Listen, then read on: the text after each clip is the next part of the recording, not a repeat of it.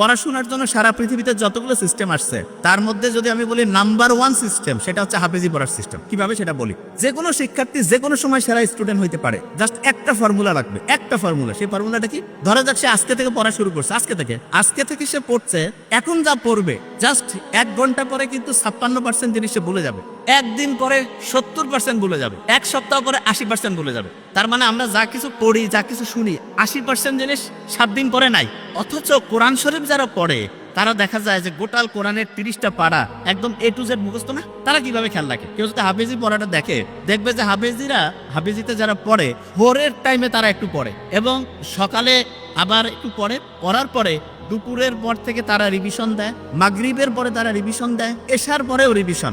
সারাদিনে যে টাইমটা তারা পড়ে ক্যালকুলেশন করলে দেখা যাবে 70% থেকে 80% টাইম তারা রিভিশন দেয়, 70 থেকে 80% টাইম তারা শুধু রিভিশন দেয়। এবং ইন্টারন্যাশনালি বলতেছে যে একটা স্টুডেন্ট অসাধারণ হবে যদি সে দৈনিক যে পরিমাণ টাইম পড়ে তার 70% টাইম সে যদি রেগুলার রিভিশন দেয় তাহলে সে অসাধারণ স্টুডেন্ট হবে। এবং একটা স্টুডেন্ট যখন হচ্ছে যে হাফেজি পড়ে তখন তার ব্রেইনের মধ্যে কিন্তু একটা আলফা ওয়েভ তৈরি হয়, আলফা ওয়েভ।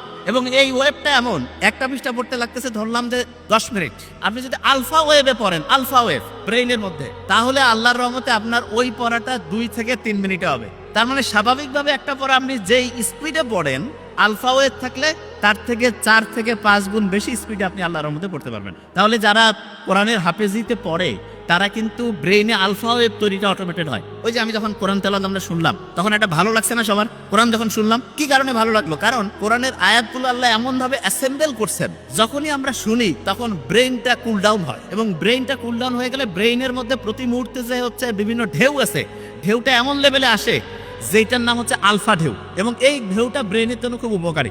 দেখেন সায়েন্স যে আবিষ্কার হচ্ছে, আপনারা দেখবেন কোরআনে একটা আয়াত আছে যে উটকে আমি কেমনে বানাইছি এটা কি তোমরা দেখবা না? উট তা কিছুদিন আগে আবিষ্কার হইলো যে উটের যে চোখের পানি আছে না, এই চোখের পানির মধ্যে এমন এক রকমের মেডিসিন আছে যেটা প্রায় 30 রকমের সাপের যে বিষ সেটাকে নিষ্ক্রিয় করতে পারে। ওই যে রাসেল ভাইপারের নাম শুনলাম না, খুব আলোড়ন সৃষ্টি করছিল।